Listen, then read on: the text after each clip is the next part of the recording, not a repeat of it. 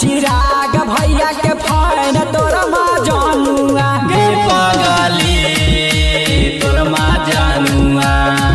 चिराग भैया के फैन